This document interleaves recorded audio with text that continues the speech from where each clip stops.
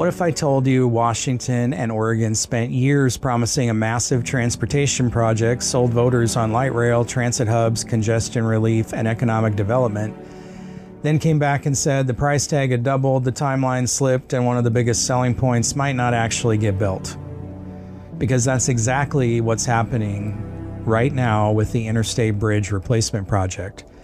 The cost has exploded to nearly $15 billion. The light rail extension that was promised to Vancouver has been pushed into an uncertain future, and local leaders are furious. Taxpayers are stuck holding the bill.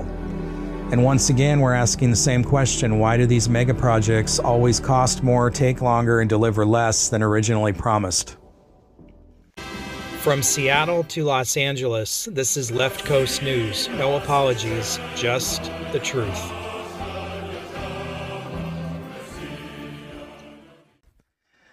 Welcome back to Left Coast News. Today we're talking about the Interstate Bridge Replacement Project between Washington and Oregon, a project that started as a plan to replace an aging bridge and improve transportation across the Columbia River. Few people dispute that the bridge needs attention. The current interstate bridge is more than a century old. It's vulnerable to earthquakes, creates traffic bottlenecks, and has been a concern for transportation planners for years. But somewhere between replacing a bridge and creating a transportation mega project, the costs exploded. Now local leaders in Vancouver are openly warning that taxpayers may end up with what critics are calling a light rail to nowhere. Sound familiar? And perhaps the most important question isn't whether light rail is good or bad, it's whether taxpayers are getting what they were promised. The cost explosion. Let's start with the numbers. Not long ago, estimates for the Interstate Bridge Replacement Project ranged roughly between $5 and $7.5 billion. That's already an enormous amount of money. Then reality arrived. After reviewing inflation, construction costs, labor costs, supply chain issues, and project risks, state officials announced the estimated costs had ballooned to approximately $14.4 billion. Hear that again. $14.4 billion. A project originally discussed in the $5 to $7 billion range is now approaching $15 billion. That's not a minor adjustment. That's a complete transformation of the project. And whenever government projects double in cost, taxpayers should ask hard questions. How do the estimates get so far off? What assumptions were wrong? Who approved the original projections, and why does this keep happening? The light rail promise. One of the biggest selling points of the project was extending Portland's MAX light rail system into Vancouver. The vision was straightforward. The line would cross the Columbia River and continue into Vancouver with multiple stations, ultimately ending near Library Square and creating a major transportation hub. That wasn't some side feature. That was a central part of the sales pitch. Supporters argued it would reduce traffic, improve mobility, and connect Vancouver more closely with the Portland metro area. Now that vision is being delayed indefinitely. Instead of completing the entire extension, current plans would stop construction at a station near the waterfront. The result? A 90-foot-high elevated station overlooking freight railroad tracks. The final connection to Library Square isn't funded. It isn't scheduled.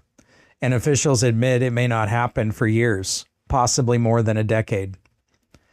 Sound familiar, Tacoma? The light rail to nowhere. Vancouver Mayor Anne McInerney-Ogle didn't hide her frustration. According to reports, city leaders were informed of the changes only shortly before they became public. Their concern is simple. Without the final extension into the city center, the station becomes significantly less useful. Opponents immediately found a phrase that sticks: light rail to nowhere. And politically, that's a dangerous label because voters understand it. People don't measure transportation projects by engineering drawings. They measure them by whether they can actually use them. If riders end up standing on an elevated platform above railroad tracks with limited parking and no direct connection to the originally promised destination, critics will argue taxpayers paid billions for a partial solution. The funding problem. Here's where things become even more interesting. The bridge itself is being designed to accommodate future light rail. The tracks, not funded. The trains, not funded. The actual extension, not funded. Project leaders are essentially saying, we'll build the bridge so light rail can be added later. But the actual rail system depends on securing roughly $1 billion in additional federal funding. And nobody knows if that money will materialize. The decision may not happen until around 2030. Service may not begin until 2036 or later. So taxpayers are being asked to trust that future politicians, future legislatures, and future federal administrators will eventually finish what current leaders started. History suggests that isn't always a safe bet. The public-private partnership question. Here's the question that almost never gets serious discussion in Washington. Why are we so reluctant to consider public-private partnership? Look at projects like Brightline, demonstrated that private capital can be brought into large transportation projects when incentives are aligned properly. Brightline West is pursuing a high-speed rail connection between Southern California and Las Vegas using a model that includes substantial private sector participation alongside public support. Is it perfect? No.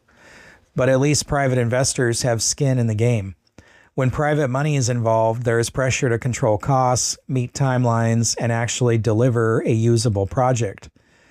Government mega projects often lack those incentives. If the budget doubles, taxpayers pay. If timelines slip, taxpayers wait. If promises change, taxpayers absorb the consequences. The incentives simply aren't the same. Now, every transportation project can be fully privatized.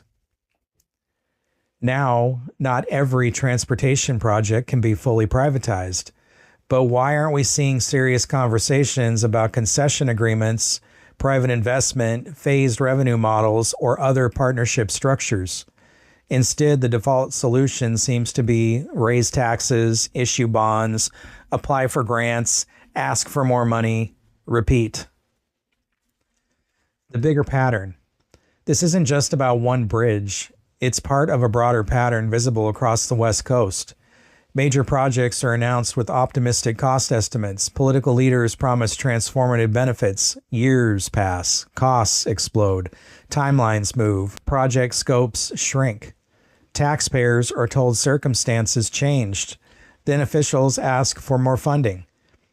We've seen versions of this story with transit systems, highway expansions, public housing projects, homelessness programs, and infrastructure initiatives. Different project, same movie. Why this matters. Even people who support light rail should be paying attention. Even people who support replacing the bridge should be paying attention. Because accountability matters. If a project starts at $5 billion and ends up at $15 billion, taxpayers deserve answers. If a major feature gets delayed by a decade or more, taxpayers deserve transparency.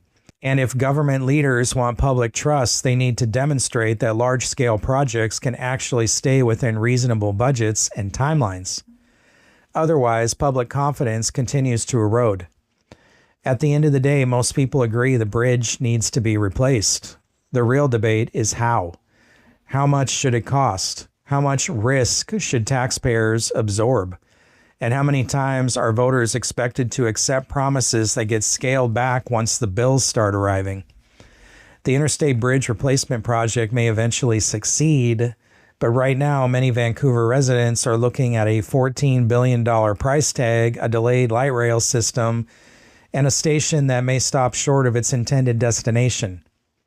And they're asking a question that deserves an answer. If this is the plan after years of preparation, what exactly were we paying for all along? This is Left Coast News. If you found value in this breakdown, make sure you share this episode, subscribe, and help us continue following the stories that directly impact taxpayers across Washington, Oregon, and California. The headlines tell you what happened.